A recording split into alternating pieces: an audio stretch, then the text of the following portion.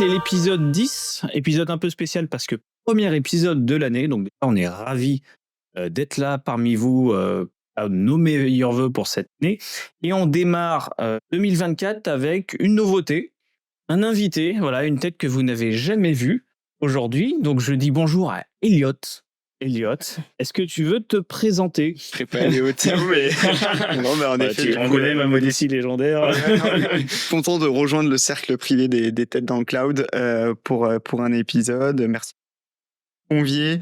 Et en effet, côté Microsoft, je suis passionné pour le coup au no-code, la productivité, l'IA. J'ai vécu ma vie avec un téléphone en main, donc du coup, j'ai envie de pouvoir continuer à exploiter ça et de pas me faire rattraper par la techno. Donc, ravi d'échanger avec vous aujourd'hui. Et donc, tu as une chaîne YouTube qu'on va mettre en avant. Ouais, On va te suivre. Il commence, c'est mon prénom, Elliot, et mon nom, Pierret. Et donc, du coup. Elliot Pierret, on le mettra en lien, bien évidemment. Vous pourrez vous rendre dessus, suivre les épisodes d'Elliot. C'est quoi ton rythme? Tu sors un épisode? Eh bien, avant, j'étais sur 2 par mois et on a intensifi au vu de la demande. Je suis à 1 par semaine, donc on ne traite pas que de Microsoft. C'est là où on a encore un peu de boulot, nous. Hein. Nous, pourtant, vous êtes 3. Hein. Ouais, voire 4, voire 5 des fois, mais ouais, non, 1 par mois, c'est plutôt pas mal. Exactement. Donc, Elliot, tu vas porter ton sujet aujourd'hui avec nous. Petit programme du jour, comme d'habitude, les news que l'on va se partager. Alors, aujourd'hui, on va parler de Copilot qui s'ouvre à tous. On va parler de l'ouverture de la place Echo à un moment, hein, c'est ça. Donc, Kevin, tu nous expliqueras qu'est-ce qui se passe dans le grand monde de Copilot, le fil rouge certainement, encore une fois, de l'année 2024. Hein, on est très teinté IA depuis qu'on a démarré la chaîne. Ensuite, je vous parlerai d'une nouveauté aussi dans l'écosystème Microsoft, de bleu, un Azure à la française. Donc voilà, c'est peut-être une nouvelle qu'on avait évoquée dans l'année, très colorée. Et du coup, expliquer quel sera ce nouvel acteur dans l'écosystème, son rôle, son positionnement, et j'espère que ça vous aidera à mieux comprendre ce qu'est bleu. Sur la partie Power Plat, alors la Power Platform prend le contrôle en 2024. Petit point sur la roadmap, il y a eu quelques annonces là de récap en janvier. C'est Romain qui va porter le sujet. Et on finira avec une ouverture plus large, côté Elliot, sur ChatGPT qui ouvre son magasin, le GPT Store, qui nous expliquera aussi quel est l'impact, la nouveauté et qu'est-ce qu'on peut en attendre. Pour démarrer tout simplement, alors et n'oubliez pas, bien évidemment, et la chaîne YouTube, on compte sur vous. N'hésitez pas à commenter sur Twitch, on prendra vos commentaires également lors de cette émission. Pour démarrer, Kevin, qu'est-ce que l'on a annoncé sur Copilot récemment? De la nouveauté idéalement. C'est ça. Alors, la nouveauté, elle est surtout financière, on va dire. Déjà, ce qui est bien, c'est que Copilot va être accessible à beaucoup plus de personnes de là maintenant, de janvier 2024. Donc, ils l'avaient annoncé l'année dernière. Donc, quand ils avaient annoncé Copilot l'année dernière, donc Copilot M365, il y avait pas mal de limitations. C'était limité uniquement à des entreprises qui avaient des licences ME3 ou ME5. Donc, il y avait déjà cette première contrainte-là. Et il fallait en plus souscrire à 300 licences minimum avec un engagement sur une année au moins. Donc, ça faisait un investissement qui était assez conséquent pour pas mal d'entreprises. Et du coup, c'était inaccessible pour les PME. Notamment les PME et les partenaires. Parce que c'est un peu le gros débat depuis le début. On a tendance à dire dans l'écosystème partenaire, c'est peut-être le premier produit que Microsoft sort qu'on n'arrive pas en GA, ouais. Mais que les partenaires n'ont pas et n'ont pas pu tester avant. Parce que la plupart des partenaires n'ont pas le seuil de 300 licences. Acteurs, bien évidemment. C'est ça. Exactement. Tout à fait. Après, peut-être bien préciser qu'on parle, parce qu'il y a... Pour le grand public, il y a Copilot. En fait, ils l'ont tous dans J'y venais justement. Parce qu'en fait, l'année dernière, du coup, pour un peu faire passer la pilule, ils ont renommé le Bing ChatGPT en Copilot tout court, donc qui est accessible par tout le monde, aussi bien pour le privé que pour le grand public, on va dire, ou les entreprises. Donc déjà, nous, on pouvait utiliser Copilot, mais on n'avait pas toutes les fonctionnalités qui nous faisaient rêver, faire nos comptes rendus à notre place, les PowerPoint, ce genre de choses. Donc tout ça qu'on avait envie de faire. Donc, ils avaient annoncé que à partir de 2024, ils travailleraient justement pour rendre ça plus accessible à un plus grand nombre. Honnêtement, moi, je ne m'attendais pas à ce que ça arrive avant la fin du premier semestre. Je pensais plus que ça serait semestre 2 ou peut-être une annonce à l'Ignite. Moi, je m'y attendais. Franchement, j'étais un peu pessimiste là-dessus. Moi, pas du tout. Moi, j'étais en mode, non, de toute façon, il faut qu'ils changent le fusil d'épaule parce que il y a trop Enfin, on le voit chez les clients, tu passes ton temps à devoir faire des présentations pour expliquer tous les synonymes de Copilot, parce que même des décideurs sont en mode, mais je comprends pas, regardez là, monsieur, vous me dites que j'ai pas Copilot, pourtant j'ouvre mon ordi, dans mon navigateur, il y a marqué Copilot. Voilà, donc il fallait qu'il fasse quelque chose pour changer ça. Moi, j'étais un peu pessimiste. Je me suis dit, bon, pas trop espérer, comme ça fera une bonne surprise. Et c'était effectivement une bonne surprise en début de semaine là. Donc, du coup, il y a 3 niveaux de licence maintenant. Donc, il y a le Copilot normal, donc qui est gratuit et qui est accessible pour le grand public ou pour les entreprises. Donc ça, c'est une bonne chose. Et pour du gratuit, t'as quoi du coup en features? Alors, le gratuit, t'as en fait accès au chat dans Edge, tout simplement. C'est ChatGPT. C'est ChatGPT. D'accord. Enfin, ChatGPT plus DALL-E, enfin, t'as les images. Dans la partie Très basique, sans historique, documentaire. Ouais, c'est globalement. ça. Voilà, celui-là reste gratuit. À la différence que quand même, tu as du GPT-4 que tu as en mode payant si tu veux faire du ChatGPT en mode grand public. C'est quand même mieux que la ChatGPT publique. T'as tout à fait raison. T'es quand même sur un autre niveau aussi, gratuitement dans tout à fait. Bing ou sur l'appli mobile. Si on parlait. Ouais, t'as DALL-E, t'as plein de choses. T'as aussi le lien, on n'en parle pas beaucoup, avec, j'ai oublié le nom, l'appli de musique. C'est un peu gadget, mais tu peux même, c'est pas que des images que tu génères avec, tu peux même générer des musiques. Whisper Non, j'ai oublié le nom, on l'avait fait à Noël, mais Vous l'avez dit, ouais, on le mettra en lien dans leur transmission YouTube. Mais il te génère des textes de musique avec la musique. Et voilà, c'est gadget, mais tu vois, ça juste pour dire que ça fait quand même plus de choses que ChatGPT. Voilà, gratuitement. Donc maintenant, la version payante. Donc avec la partie et sur la partie entreprise, du coup, qui peut déjà être activée depuis l'année dernière, qui a le côté aussi sécurisé où tes données, t'es sûr que ça sort pas de ton tenant. Donc ça, c'est une bonne chose. Maintenant, tu as la partie Copilot Pro. Donc Copilot Pro, c'est pour le grand public, ce sont pour les personnes qui ont soit des licences M365 personnelles ou famille, donc dans laquelle ils vont pouvoir bénéficier de toutes les fonctionnalités Copilot dont on vient de parler, plus de Copilot dans Word, Excel et PowerPoint, OneNote aussi. Donc ça, c'est une bonne chose. Et c'est destiné avant tout au personnel, et c'est une licence de $20 par mois et par utilisateur. D'accord. Donc, typiquement, je crois qu'un compte famille pour grand public, c'est 10 euros. Un truc comme je ça. crois que c'est à peu près dans ces eaux-là, Ouais, c'est 10 à peu euros. près. Enfin, moi, je l'ai, je crois que je paye 10 euros par mois, un truc comme ça. Et du coup, tu as 10 plus $20. Non, mais voire même offert, parce que tu vois, typiquement, je vois dans mon entourage, je vois des professions libérales. Ouais. En fait, eux, ils sont pros. Mais en fait, ils ont leur compte 365 qu'ils ont eu quand ils ont acheté le PC chez Darty. Oui, voilà, en fonction. Et du coup, ils ne le payent pas pendant 1 an ou 2, tu vois, ils l'ont eu en cadeau. Mais pour ces gens-là, c'est bien parce que ça reste, c'est des comptes déclarés pour Microsoft perso, familial. Mais en fait, la plupart des professions libérales ou indépendants qui ne sont pas dans l'IT, ils ont un compte famille, mais qui a usage pro. Et pour eux, ça va être énorme parce que quand tu es tout seul à tenir ta boîte, avoir un copilot avec toi, c'est cool. Et ce qui est vachement intéressant, c'est qu'en termes de positionnement tarifaire par rapport à l'offre payante que propose OpenAI avec ChatGPT, en fait, ils sont vachement bien positionnés parce que ChatGPT de mémoire, c'est 20 euros. 24, même, je crois qu'on en parlait juste avant, je crois que tu es à 24 euros. Moi, je paye 24 euros actuellement. C'est uniquement pour le chat. En plus, donc je crois que tu as accès à DALL-E 3 aussi avec. C'est t'as tout, t'as GPT Vision. Alors que là, tu as accès et non seulement à DALL-E 3, aussi à GPT-4 et GPT-4 Turbo. Bon, là, pour l'instant, ils ont dit uniquement en heure de pointe pour le moment, mais c'est déjà ça. Quand le Turbo Plus ou le Turbo Max. Et c'est accessible dans Word, Excel, PowerPoint, ce qu'aujourd'hui ne fait pas l'offre payante d'OpenAI. L'intégration à 30 euros, t'as en plus du coup ton Office de base. Tout le Office de base. Donc ça, c'est quand même PowerPoint, enfin, je veux dire. Donc en positionnement tarifaire, ils sont vraiment très bien. C'est que quasiment pour le même prix, à 6 euros près, t'as Office en plus. Tu pourrais presque voir ça comme ça. C'est ça. Non, mais ils sont très bien. Là, pour le coup, ils ont fait un peu une Apple, on va dire. Ah bah tiens, pour. Parce que c'était un peu le débat qu'on avait eu quand il y avait eu la première annonce des $30. On s'avait dit $30 en plus d'Office. Est-ce que ça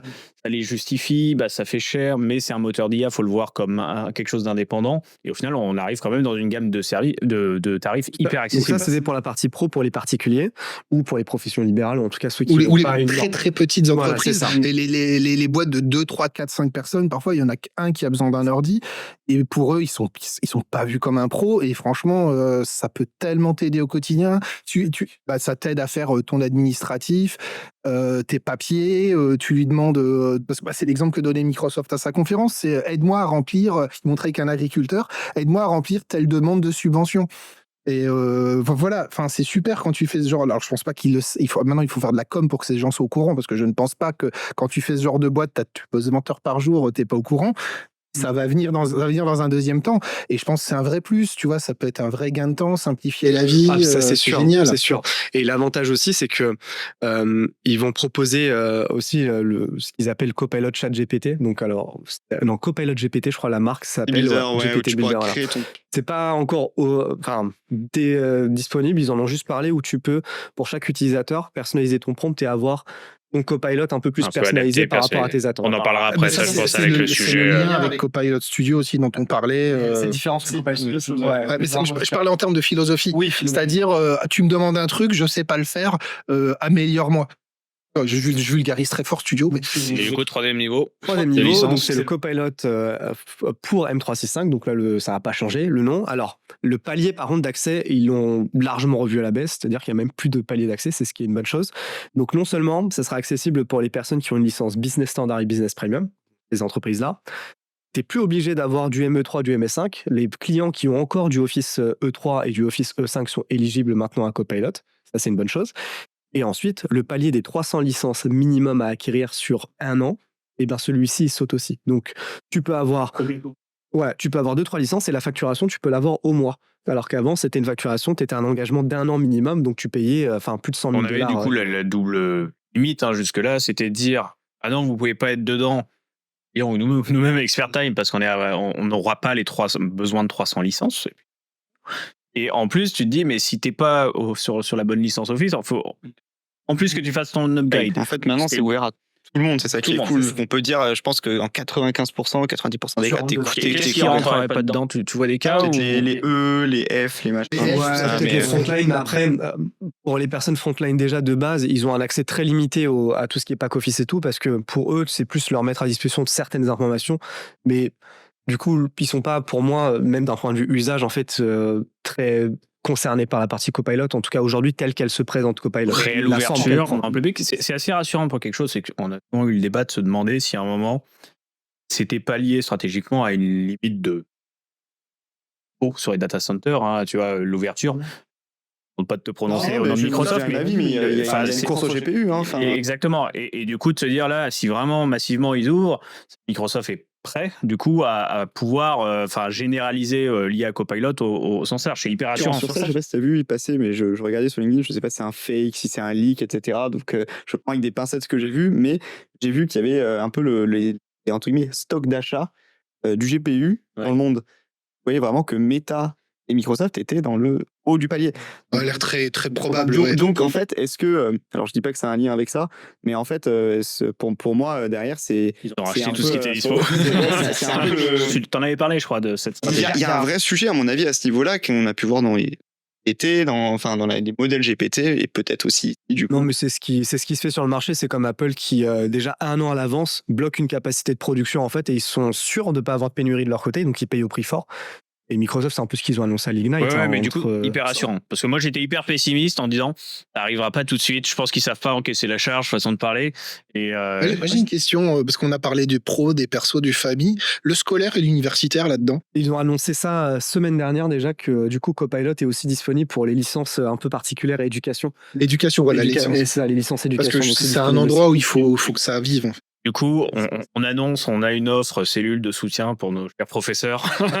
Chez Expert Time, on peut vous aider à passer ce cap qui va être très difficile du ChatGPT validé sous licence dans l'université. Ça va être un délire. Ça va être terrible. Moi, ce que j'en ai peut-être retenu juste sur ça, qui est aussi intéressant, parce que là, on voit beaucoup l'intérêt de pouvoir l'utiliser et tout, mais un intérêt fort quand même pour Microsoft, c'est que ça reste quand même très souvent un cadre entreprise côté Microsoft.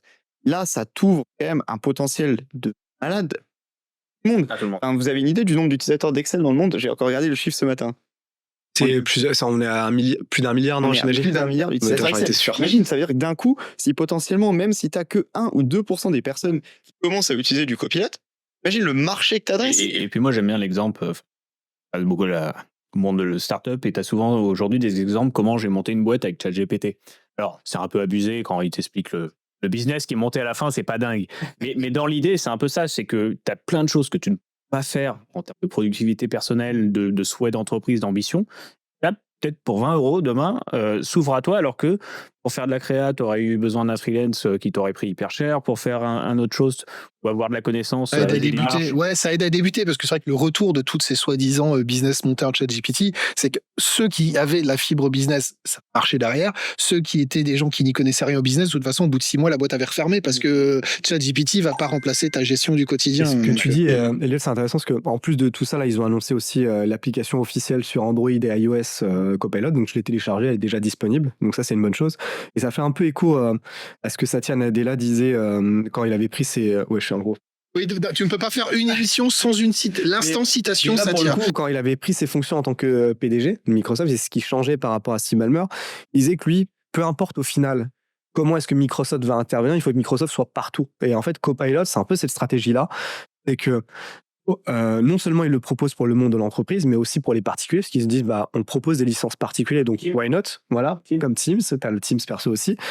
Et le fait qu'en plus, ils le rendent disponible sur iOS et sur Android et que tu peux l'utiliser gratuitement avec ta licence juste Hotmail, en fait, ta licence Outlook.com, là. Ouais, moi j'ai encore un Hotmail. Mais l'impact est dingue. C'est que tu rentres dans les familles, potentiellement, dans ta famille, c'est dispo. T'es ado, t'as l'habitude d'avoir ton copilote, t'arrives en entreprise, t'es déjà habitué à l'adoption aujourd'hui, elle se fait pas au bureau, elle se fait à dehors. Pour toucher à Copilot, en fait, dès lors où tu as à peine un compte OneDrive en fait perso mais gratuit, t'es déjà exposé à Copilot.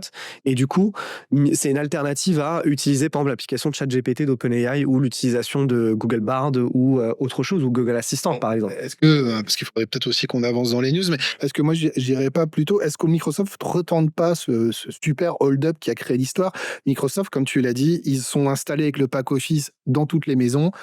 C'est simple, il faut l'admettre, aujourd'hui, toutes les entreprises sont aussi à Microsoft, parce qu'avant d'être en entreprise, c'était dans toutes les maisons. Et Copilot, ils sont, je pense, mon point de vue, en train de refaire la même. Ils vont s'installer dans toutes les maisons. Tu as une génération qui va grandir avec. Là, si on se projette à 10 ans, tu vois, on a une génération qui va grandir avec. Et ça se trouve, c'est le second hold-up de Microsoft. Mais plus que Excel, plus que tout.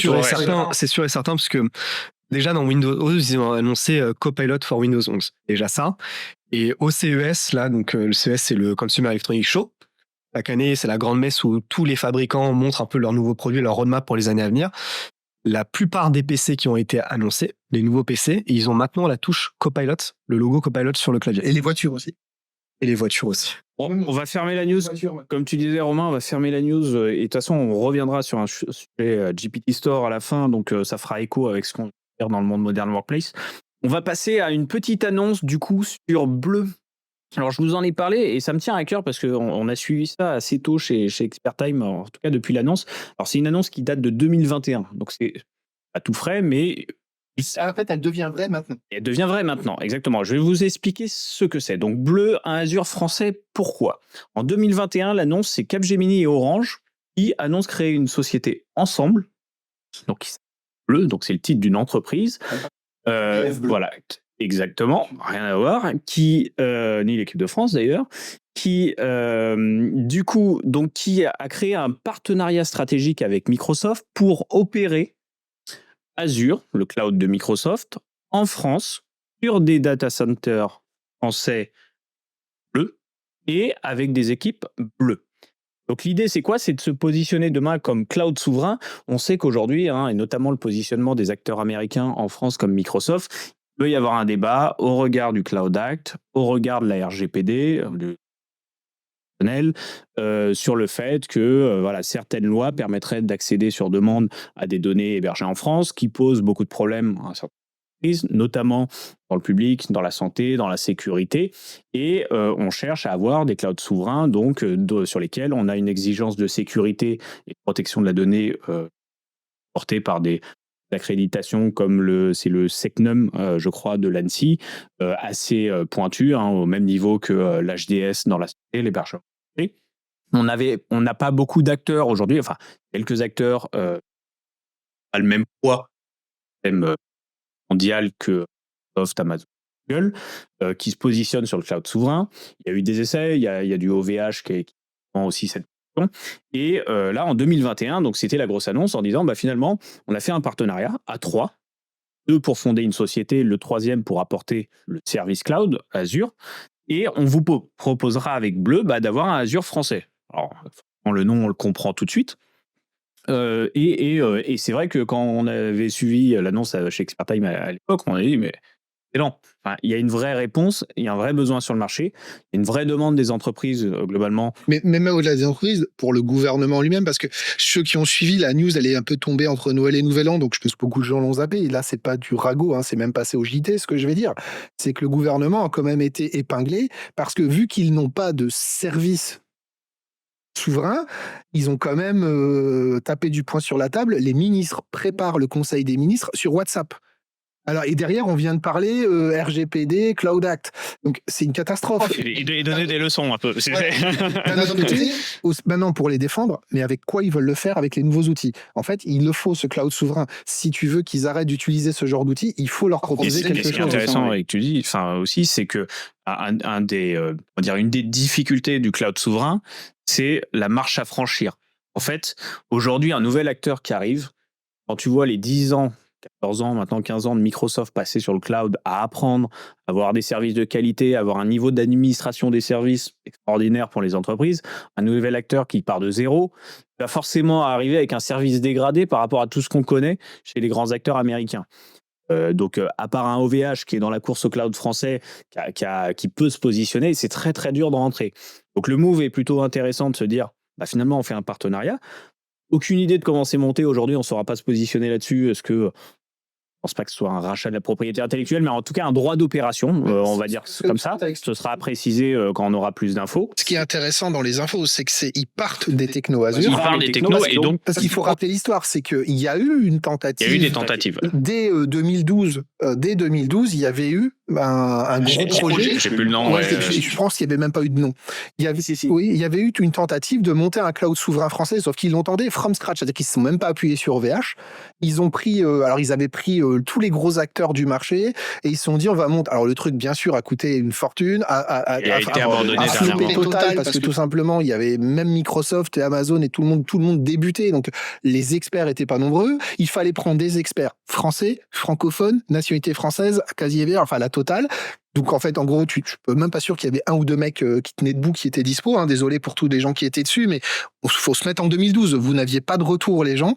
Le projet est parti dans le mur. Mais ici, c'est pas une critique qui sont mauvais, c'est que de toute façon, les compétences n'étaient pas là. Et là, on reprend. Le même sujet. T'as en parallèle un gros projet de l'Europe qui s'appelle Gaia X, qui a pour but de créer des services cloud type Starfall ou de choses comme ça à l'échelle européenne. On a les principales entreprises européennes qui participent.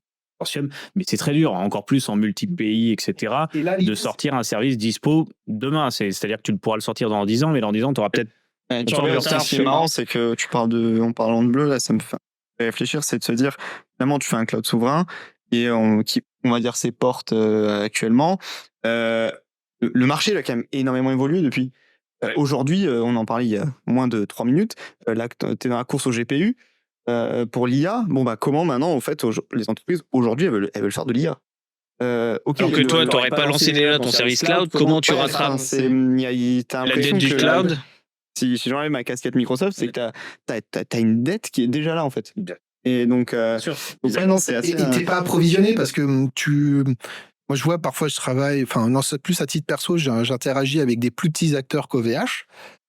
En fait, ils te disent clairement, désolé, nos commandes ont été reroutées vers Microsoft, Amazon et OVH. Donc même un acteur inconnu du marché, les fabricants, ils disent non, désolé, tu devais être livré dans un mois, en fait, tu vas être livré dans un an parce qu'il y en a un autre qui a commandé. Donc tu as aussi ce problème-là à prendre en compte. C'est que là, ce qui va être proposé, c'est l'utilisation des services Azure et M365.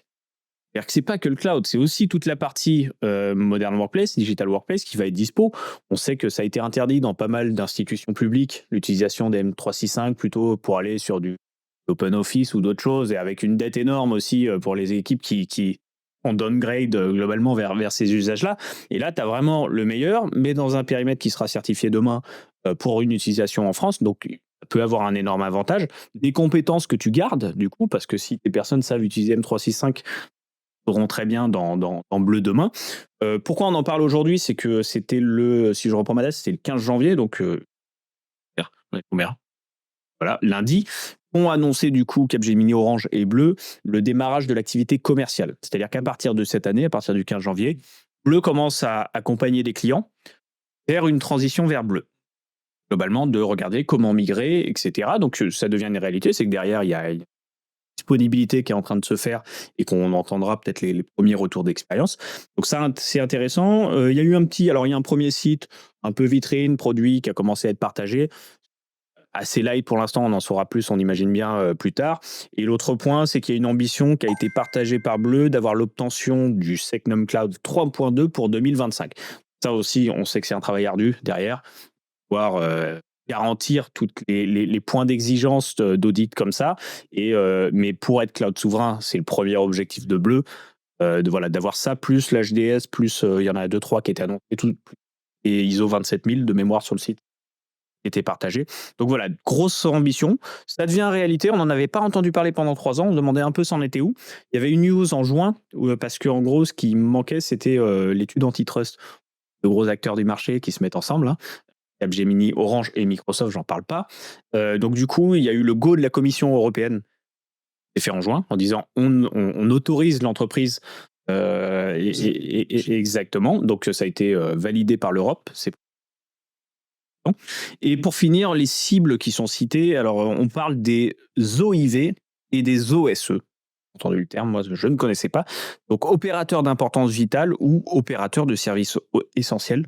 Donc c'est bien tout ce qui est organisme public, tout ce qui est hôpitaux, établissements de santé, qui sont une des premières cibles. Tout le monde potentiellement pourra faire du Bleu demain, on imagine bien. Et le public, il l'attendrait, ce serait plutôt celui-là qui serait visé en priorité. Je pense aussi au secteur bancaire. Oui, alors eux, c'est autre chose, mais Bancaire, oui. sécurité, on peut imaginer. Alors, eux, ça va être long parce que je suis pas sûr, parce que quand tu vois qu'ils ont mis certaines banques, elles ont mis presque 10 ans à valider leur entrée vraiment sérieuse dans le cloud. Ça va, c'est pas tout de suite. Et puis ça voudra dire migration pour ceux qui sont déjà. Ouais. C'est qu'on change de data center. Ouais, mais ça, tu vois, ça fait partie des 2 points qui, moi, je trouve, ça me rassure dans le succès de ce projet. De un, c'est la partie comme Bleu, c'est gestion des data centers par les entreprises Bleu. Ce que plein de gens ne savent pas, c'est que même déjà en France et dans plein de pays, Microsoft avait déjà sauté le cap de faire gérer des data centers par des entreprises locales. Donc tu avais déjà ça. Et du coup, Bleu, la création de Bleu qui va gérer le data center, c'est pas une nouveauté. On peut se dire, ouais, mais ils savent pas faire, il va y avoir des merdes partout. Non. De créer une entreprise locale dans un pays local pour gérer un data center sur ces technologies-là, ça fait depuis de très nombreuses années que le grand public ne le sait pas, ou même plein de gens dans l'IT ne le savent pas. Mais et d'ailleurs, il y a une partie des data centers en Europe qui ont des équipes avec des entreprises locales. Donc ça, moi, j'ai un gros capital confiance dans l'entreprise Bleu, dans son savoir-faire. Le deuxième sujet, comme tu dis, la migration. Ça aussi, j'ai un gros capital confiance. Le sujet est migration tenant à tenant de techno. Les ESN, c'est le cœur de l'activité depuis 20 ans. On a un savoir-faire de migration tenant à tenant chez tous les partenaires. Donc, moi, ce que je veux dire, c'est qu'on a une structure Bleu d'un point de vue éditeur qui a capital confiance et qui fait sens et qui a des compétences et l'expérience. Tu as les partenaires qui ont, pour certains, 20 ans d'expérience dans les migrations. Pour moi, la recette, elle est là pour que ça fonctionne bien. Alors, on est qu'au début. Pas toutes les infos, est-ce que tous les services seront dispo, etc. Et bien évidemment, rapidement. Et le dernier point, c'est qu'on n'a pas aussi le décalage qu'on aurait. Est-ce qu'il y a un décalage de roadmap demain ? Forcément, hein, est-ce que quand je sors le dernier service IA chez Microsoft, est-ce que ça sera la même relation qu'OpenAI et Azure ? Est-ce qu'à un moment, 3 mois plus tard, ça arrive dans Bleu ? Ça, c'est plein de questions qu'on va se poser et c'est logique. Mais en tout cas, voilà, on entendra parler de Bleu. Ça sera peut-être un fil rouge chez nous en fonction des nouveautés et des retours d'expérience. Et on est ravis de l'avoir évoqué aujourd'hui. Et moi, j'attends de voir la pub télé avec Johnny Hallyday chantant Allez les Bleus. On pourra faire un petit détournement. Alors, on va clore ce sujet cloud pour passer côté Power Plat. On aime bien essayer de varier nos annonces en général. Je vais aller vite, on a parlé de beaucoup de choses et c'est pas le... Alors, et d'ailleurs, on voulait parler de Power BI un peu aujourd'hui. Benjamin devait être là pour le faire. Par contre, on a annoncé la disponibilité hier de Power BI Copilot. Donc, Benjamin n'a plus de travail. On est désolé, Benjamin, on pense à toi. C'est-à-dire que grâce à Power BI Copilot, on peut faire des rapports Power BI facilement maintenant en lui demandant. Et voilà, Benjamin cherche un travail. Je rigole, bien évidemment. Faire du fabrique. Il sera là pour vous en parler la prochaine fois, mais c'était une des annonces qu'on n'avait pas évoquées, la disponibilité en preview de Power BI Copilot. Pareil, on l'attendait en mars, je crois, mais c'est déjà dispo pour tout le monde. Donc, ce sera un de nos sujets des prochains épisodes. Moi, je vais faire très court et d'habitude, pas sujet de fond, plus un peu tech. La première, c'est non, je vais très vulgariser. Excuse-moi d'avance si je vais dire des bêtises. J'ai Elliot. appelé ça la Power Platform prend le contrôle. Voilà, parce qu'on va parler surtout des contrôles, c'est-à-dire des composants. Alors, il y en a une, j'en ai regroupé plusieurs news, ce que j'appelle l'inspiration web. C'est-à-dire qu'on commence à avoir aujourd'hui, quand on fait de la Power Platform, on veut faire une saisie, on pose une zone de saisie, et à côté, si on veut dire à quoi sert la zone de saisie, on pose un label. Bon, globalement, ils ont dit ça, il va y avoir des nouvelles propriétés sur le composant Textbox. Textbox, ça s'appelle le carré, et globalement, on va dire le nom de la Textbox, c'est ça. Du coup, c'est nom et prénom. Bon, ça va automatiquement. Donc, on va avoir un gain de temps, d'ergonomie. On n'a plus obligé de se dire. Donc, pour un développeur, ça change rien, mais pour les gens qui sont en train de démarrer, c'est pas logique de se dire je dois écrire un texte là, je dois mettre une zone là. Et avec ça vient toute une logique web. On va avoir des mots pour les développeurs web, padding, align, border, tous ces mots clés du développeur HTML, CSS. On va les retrouver. Et donc ça, par contre, pour faire du beau, on va avoir des vrais outils les outils un peu aspirés. Donc, on a toujours ce côté facile. Je suis citizen dev, je mets automatiquement, j'ai mon label, mon texte, tout est aligné, c'est magique, tout avec plein d'évolutions sur le responsive design préconçu avec. Il y a eu toute l'évolution des modern control aussi, je crois, qui sont beaucoup plus jolis. Qui étaient moches avant, enfin honnêtement, ils étaient très moches. Tu me fais la transition, c'est que ça, c'était un des points, c'est que tout ce qu'ils ont fait en 2023 passe en GA, donc Global Availability, en gros c'est dispo, donc ça c'est cool.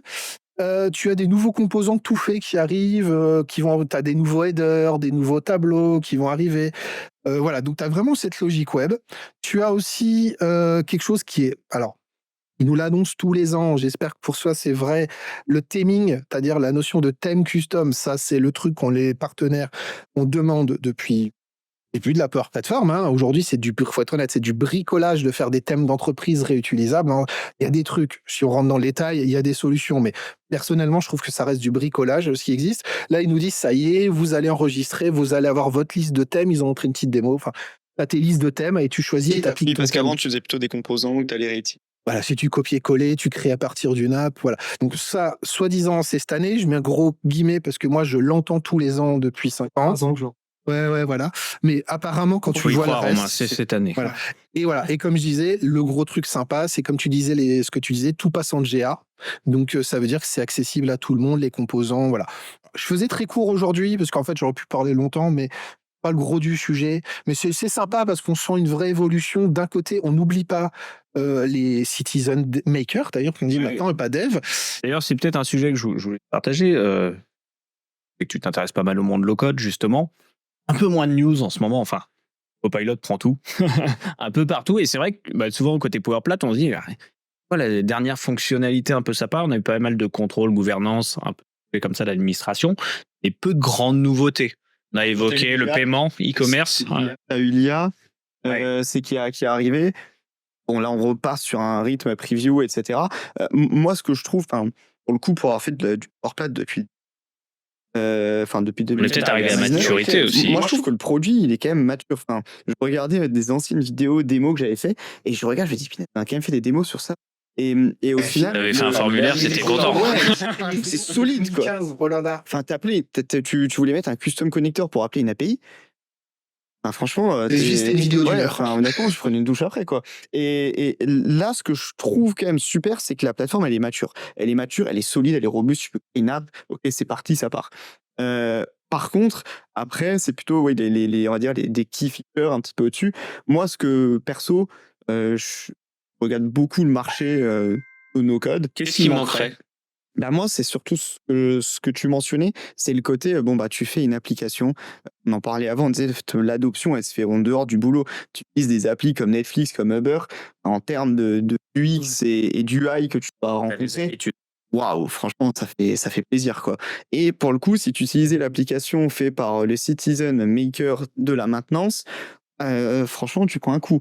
Et je pense que s'ils arrivent à faire en sorte qu'à la fin, n'importe qui crée une app et qui respecte toujours certains standards d'usage, au moins d'UX, franchement, ce sera déjà une première étape. Pour moi, l'étape d'après du low-code, il y en a plusieurs, mais il y en a une déjà on en parle très peu, c'est la notion de landing zone. C'est-à-dire les entreprises, sur la partie développement spécifique, elles ont ces notions de landing zone, c'est-à-dire je démarre un projet en développement spécifique, j'appuie sur un bouton, mon projet, il a son cadre, il a tout son environnement et il est fait en respectant les pratiques d'entreprise.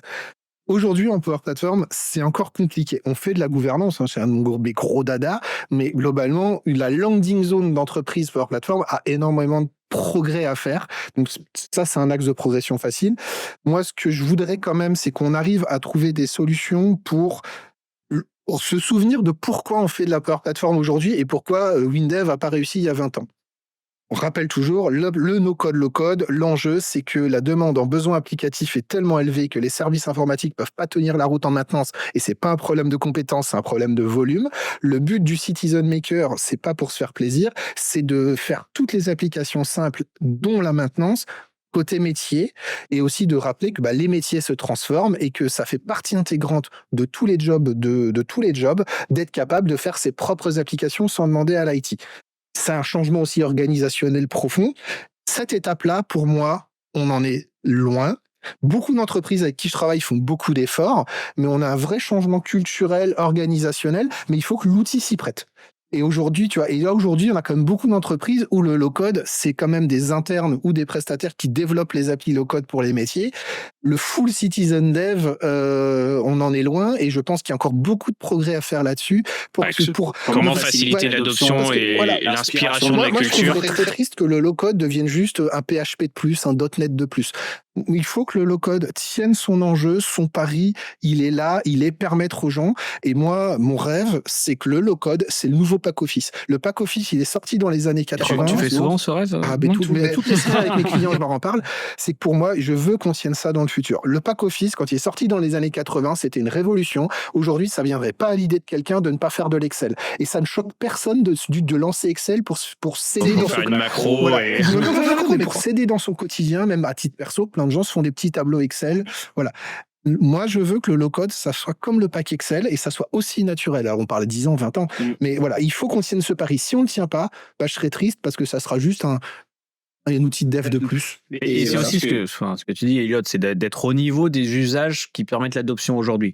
Il y a un truc qui est marrant, c'est qu'il y a quelques années, 3-4 ans, je pense, quand nos premiers gros sujets qu'on a adressés sur une entreprise du CAC 40, la demande, ils avaient bossé avec une entreprise de design, ils étaient venus nous voir en disant je veux une entreprise, alors je ne sais pas le nom du projet, mais une apps à la Tinder. Du coup, c'était ça le nom que je cherchais, à la Tinder, et du coup, je veux pouvoir swiper. Et il nous dit ça 4 ans auparavant. Et en l'air, on dit, alors le swipe, non, on oublie. Mais c'était logique, parce que la boîte d'innovation qui avait bossé avec eux, ils disaient, nos utilisateurs sont habitués à swiper. C'est un contrôle qu'on doit pouvoir avoir sur l'apps. Donc, ils espéraient qu'un outil low-code d'applicatif permettre de le faire. Donc déjà, on avait dit non. Et après, ils avaient une exigence UI aussi très forte sur des arrondis, des choses qu'on ne faisait pas à l'époque du tout côté PowerPlat. On avait réussi à faire en passant un temps de dingue. Et à la fin, finalement, quand on avait comparé le temps qu'on aurait fait en pure dev, custom et apps, t'avais perdu toute la logique du low-code parce que t'avais mis un temps de fou pour faire un truc à moitié joli et tu le justifiais pas. Donc, je pense que tout avancé côté UX, UI, web et usage courant est nécessaire pour tenir le rythme. Sur ça, si je peux ajouter 2 trucs, c'est super intéressant, mais parce que tu vois, j'écoutais un podcast encore l'autre jour, PDG de Dataiku, et qui expliquait, il dit, en fait, quand tu regardes l'écosystème, par exemple Apple sur l'App Store, etc., le temps qu'il a mis à arriver à maturité, finalement, ça fait moins de 10 ans qu'il est mature, où tu as aujourd'hui les applis de paiement que tu n'utilisais pas avant. Tout l'écosystème qu'ils ont construit, il a mis du temps. Et au final, Power Platform et même le low-code et même le no-code, c'est assez récent. Je pense qu'il y a encore quand même un écart sur tout ce qu'on disait, adoption, etc., avec les outils du marché. Quand tu prends un Bubble, je ne sais pas si vous avez déjà testé, ou un Flutterflow, aujourd'hui, sur ces swipes, etc., c'est un no-brainer pour eux, tu vois. Ouais, alors après, moi, j'ai testé Flutterflow. C'est plus complexe que ça paraît, je trouve. Ouais, mais par contre, l'UX, c'est pas tant là, tu vas beaucoup plus loin. Je te la mets, mais tu ne dis pas que c'est. Non, exactement. Par contre, c'est peut-être un peu moins low-code. Et ça provient quand même de Java, donc c'est aussi un peu plus code. Et il y a un autre. J'ai juste, je prends un petit commentaire en ligne. J'ai Hypnose Fatome qui nous dit c'est très lié tout ça à l'innovation de l'entreprise, construire des communautés Oui, tout à métiers fait. pour que la DSI puisse infuser les usages et les bonnes pratiques. Oui, je suis tout à fait. Alors, je pense qu'on va pas trop. D'ailleurs, on parlait peut-être plus en mission parce qu'en fait, moi, une de mes missions, c'est que j'accompagne, entre autres, l'adoption dans les entreprises. Donc oui, je suis entièrement d'accord. Mais moi, je vois aussi des entreprises qui ont fait ça déjà il y a 3 ans. Et non, c'est vrai que c'est pas tout. Ce que je veux dire, c'est qu'il y a un réflexe. Je dis pas que c'est ce qui se passe toi, mais il y a un réflexe vraiment ancré dans je fais faire. Même t'as des communautés, t'as des champions, j'ai des. Ce qui est à l'encontre de la philosophie du produit, c'est je fais en interne. Non, mais même je fais faire, c'est-à-dire c'est ce réflexe parce que même si on a des champions, des gens qui font, il faut être honnête, c'est pas une critique, mais c'est 40 ans d'informatique où le réflexe c'est j'ai un besoin, je demande à quelqu'un de me le faire. Et voilà. C'est toujours mieux. Mais voilà. Mais je suis tout à fait d'accord, Hypnose. Ces communautés, ça aide. Et d'ailleurs, il y a des fois, j'ai des très bonnes surprises. Moi, j'ai un client, je crois que j'en ai déjà parlé ici. Quand on a fait l'investigation de ce qui se passait à l'inventaire, on est tombé sur un canal Teams planqué où un gars donnait des cours de Power Platform dans son entreprise, une boîte de 5000 personnes. Il donnait des cours de Power Platform. Il y avait 120 tutos vidéo. Ah oui, non, mais même toi, je sais pas combien t'as de vidéos, mais le gars, il avait fait 120 tutos vidéo et il organisait entre midi des cours. Et la DSI était même pas au courant que ce mec existe. Et pourtant, c'était des freins. Non, mais c'était une DSI sérieuse en plus, je veux dire, qui s'intéressait, qui était au courant de plein de choses. Donc oui, il se passe des choses, mais à l'inverse, on a une grosse population. Et moi, je remercie juste Carpentier qui nous a redonné les noms qu'on a oubliés. C'était CloudWatt, le cloud français des années 2010. À l'époque déjà Orange et Thales. Voilà, parce que je leur dis à l'oral. Ce qui est marrant du coup, c'est qu'entre-temps, donc Orange est parti avec Microsoft, créé Bleu, et de mémoire Thales est parti avec Google, créé. Ils ont fait une annonce, on n'a rien vu depuis encore, mais il y avait une annonce à peu près dans des timings similaires. Et le plugin qui permet de faire de la musique, c'était Suno.ai, sur lequel d'ailleurs on ne vous l'a pas encore diffusé. On a fait le clip musical de Les Têtes dans le Cloud. Grande exclusivité, c'est génial. On a fait la version métal et la version rap. C'était fantastique. Diffusé dans un cercle privé sur Discord. Et ça sera dans la même salle que les cours pour et pour la blague, ça m'a pris 10 minutes. Elliot, tu voulais boucler avec un truc? Ouais, je vais mettre 2 trucs, parce qu'on parle aussi de Power Apps, on parle pour plateforme, souvent on parle Power Apps. Il y a quand même une grosse différence entre Power BI qui est le produit le plus mature. Ouais. Après, on va dire que tu as un deuxième levier pour cette année où tu as Power Automate, Power Apps qui arrive, je pense, vraiment à un bon niveau de maturité. Et tu as aussi tout le pari Copilot Studio qui fait, entre gros guillemets, partie de Power Platform. Enfin, moi, dans mon cœur, je laisse dans Power Platform. Mais on va voir ce que ça va donner, toutes les intégrations avec AI Builder. Et je rajouterai petite cerise sur le gâteau sur la roadmap que j'attends aussi depuis très longtemps. Ça vient avec les thèmes, mais c'est l'aspect Figma. Oui, il faudrait que ça avance, c'est génial parce qu'on l'utilise tous les jours, nous, et il faut que ça avance. L'intégration Figma, alors pour l'avoir testé, voilà, mais je sais pas où on en. Ça n'a pas bougé depuis la release et c'est parti d'une bonne idée, mais il faut que ça aille plus loin. Et typiquement, ça répond à tes composants. Je pense que sinon, il y a déjà quelqu'un qui est intéressé. Je crois que s'appelle Adobe qui est intéressé. Quand tu as Copilot Studio, pour moi, ce que j'ai envie de voir, parce qu'on sait que tout de suite, ça sera possible, moi, c'est du Star Trek. Copilot Studio, on est comme d'hab, Star Trek a eu des idées, Star Trek a imaginé des portables. Tu poses une vision. Non, mais c'est ça, Star Trek, on sait que c'est eux, tout ce qu'ils ont parlé dans la série, c'est devenu vrai. Les téléphones à la clapée, les visios, la vision. C'était les Simpsons. Non, c'est avant. Et en fait, c'est pourquoi je dis Star Trek, parce que dans Star Trek, quand tu parles à une IA, elle doit faire des choses et tu lui dis attends, je te connecte à machin, je te rajoute des infos et ensuite l'IA dans Star Trek peut-être le faire. Copilot Studio, en tout cas les démos qu'on a vraiment vues, c'est je pose une question à mon IA, elle dit attention, ma réponse me semble pas super pertinente, est-ce que tu veux m'aider à m'améliorer en faisant les plugins, sachant que les plugins, tu vas lui dicter ce que doivent faire les plugins, parce qu'un développeur peut développer les plugins, mais tu peux même lui dicter pour qu'elle écrive elle-même les plugins. On est dans Star Trek et c'est génial. Et moi, je trouve, et alors, ça va pas être aussi nickel, je pense, le jour de la release. On a vu les démos des alphas. Par contre, on a vu des démos alpha, ils l'ont fait. Et ça, c'est trop cool. Et c'est ça que moi, j'attends. Et c'est pour ça que je suis comme toi, que je dis que c'est de la Power Platform, parce que c'est du no-code, low-code. Antoine, on pourra changer le titre. La Power Platform, c'est Star Trek. Moi, c'est ce que je retiens. Bon, on va s'arrêter là-dessus pour passer à la dernière news, parce que le temps file comme toujours. Alors, je te l'avais dit, Elliot, il y avait des petites news et un big sujet, mais ça peut sauter à tout moment. Je vois Antoine qui fait des signes depuis tout à l'heure en mode les mecs, on perd le fil. On va finir avec donc l'ouverture du magasin GPT. Qu'est-ce que c'est? Alors ça vient compléter un peu tout ce qu'on a dit sur beaucoup d'aspects, je pense. C'est où? C'est hors Azure, c'est dans Azure, c'est dans Copilot. C'est OpenAI. Enfin, pour le coup, c'est pas du tout Microsoft. Enfin, eux. Et c'était une annonce qu'avait fait Sam Altman lors de Dev Day ou DevCon, Dev Day, je crois. Dev Day, ce qui est un peu la conférence dev d'OpenAI. C'est le nouveau dieu de Kevin. Non, il y a Nadella d'un côté, Altman de l'autre. Et en fait, il avait fait l'annonce GPT Store, ça avait fait un buzz incroyable qui était de dire, en fait, la notion de GPTs, donc GPT avec un petit S, pour dire, en fait, tu peux créer ton propre GPT beaucoup plus personnalisé avec tes propres données, tes propres infos pour concurrencer, on va dire, GPT-4, parce que quand tu fais du chat GPT sur GPT-4, au bout d'un moment, tu as quand même fait le tour dans sa manière dont il répond, etc. Et imaginons, il reste généraliste. Il reste généraliste, même s'il peut aller dans des certaines spécificités, mais tu pouvais en fait l'entraîner toi-même. Et ce qui est, finalement, c'est que jusque-là, quand tu voulais un peu le rediriger vers une façon de penser, il fallait que tu interagisses avec lui sur un échange long pour essayer de lui dire, OK, tu es ça, etc., à refaire à chaque fois. Ils font l'annonce, se passe les feux de l'amour d'OpenAI. C'est une des raisons pour lesquelles il a été aussi... Il y a eu du retard. Et ça a été, donc ils avaient envoyé un mail. Donc encore les feux de l'amour, pour rappel, c'est l'épisode où Altman a été viré de sa propre boîte, notamment soi-disant parce qu'il aurait un positionnement trop commercial qui visait à mettre trop rapidement des features sur le marché, et dans lequel le reste de... Dont cette vision de GPTs, ils n'avaient pas du tout apprécié. Des choses au sujet de l'AGI, etc. C'est ça. Et donc, on arrive début de l'année où ils disent, semaine prochaine, GPT Store va sortir. Et je crois que c'était mercredi dernier, ou jeudi dernier, on a du coup l'annonce qui est arrivée. Donc, tout le monde peut accéder. Tout le monde pouvait déjà créer des GPTs, mais maintenant, les publier sur un store semblable à l'App Store. C'est-à-dire que moi, je crée un GPT ultra personnalisé sur lequel je vais lui donner des informations en plus de celles qu'il a déjà, parce qu'on ne vient pas créer tout from scratch. Tu viens le fine-tuner, en fait, à ta façon. Je peux lui donner, imaginons que je sois un expert sur la migration de tenantes, un sujet très trendy, et en fait, je peux lui mettre des documents qui viennent l'alimenter, et derrière, en fait, je le mets sur le store, n'importe qui peut ensuite l'utiliser, lui poser des questions. Moi, ce que j'ai trouvé super intéressant, c'est, en fait, là, actuellement, t'as pas encore tout ce qui touche à la monétisation et tout.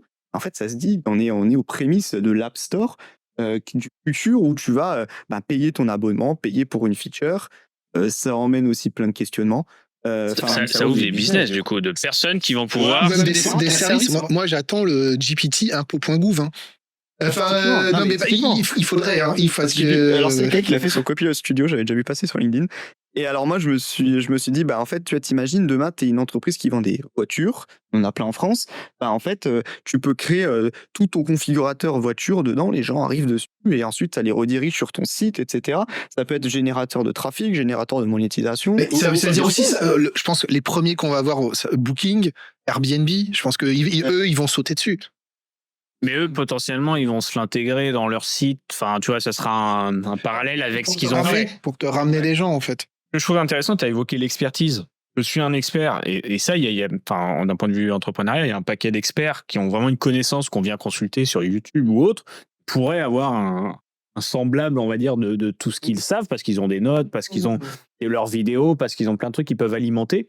Et demain, faire une réplique, on peut interroger et acheter, du coup, facilement.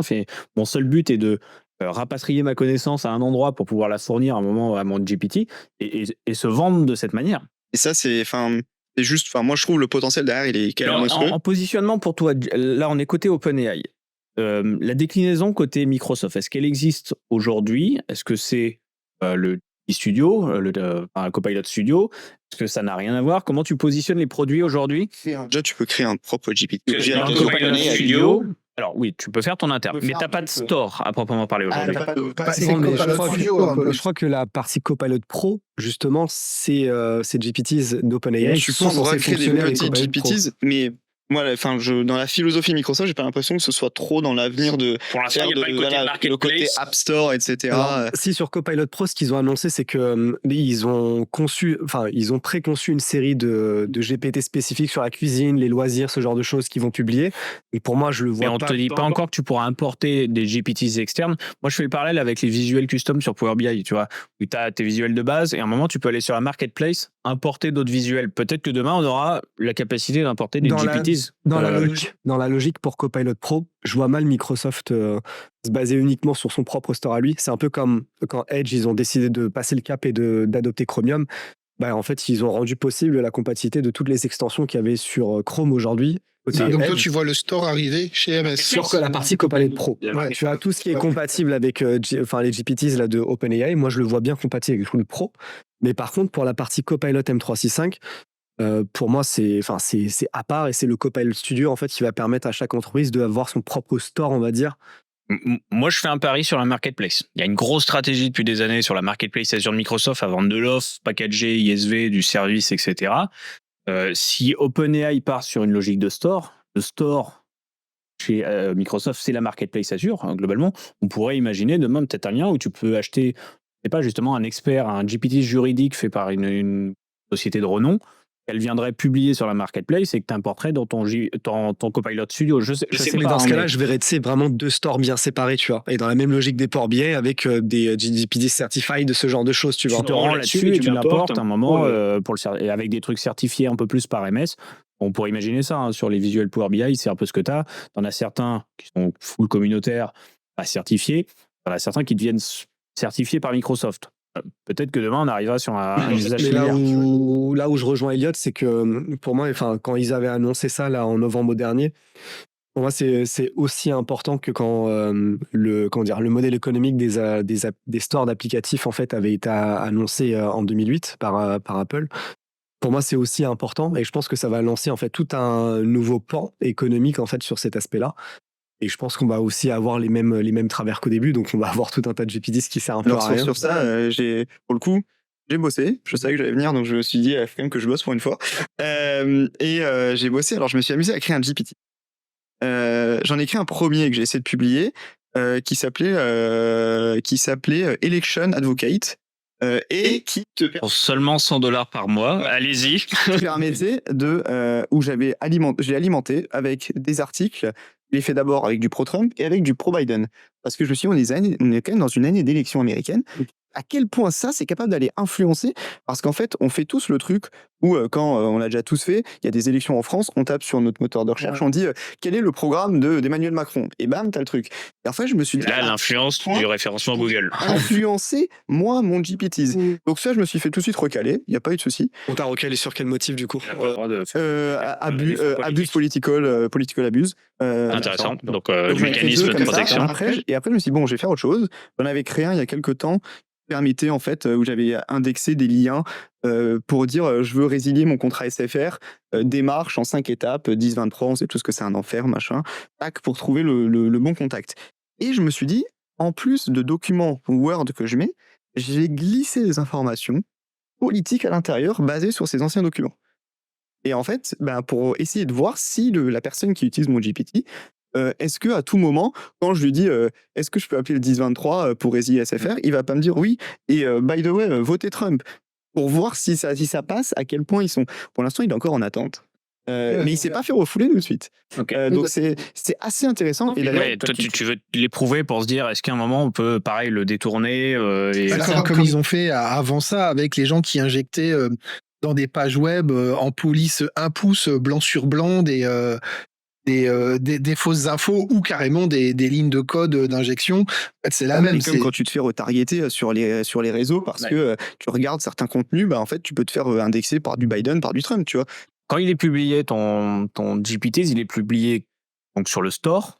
D'un point de vue référencement, tu vois comment ça marche. Derrière, tu pourras y accéder par Google en cherchant expert. Non, ça, je crois pas. Tu passes que par le store et franchement, honnêtement, actuellement, je ne comprends pas comment il fait le référencement parce que j'ai l'impression que il n'y a pas un système d'SEO qui permet de mettre ton GPT en haut. C'est tout frais, je pense. C'est encore assez récent. C'est comme on attend les DLC et les achats in chatbot. Ce qui fait ça, clairement. Ça va venir. Ce qui fait sens quand même dans tout ça, c'est que depuis que ChatGPT est sorti, il y a un paquet de personnes qui mis à créer leurs propres GPTs et à le vendre même avec des entraînements sur la loi, sur des juridiques, et t'en as des super bien. Donc il y a déjà pareil une attente et un usage qui a commencé très tôt.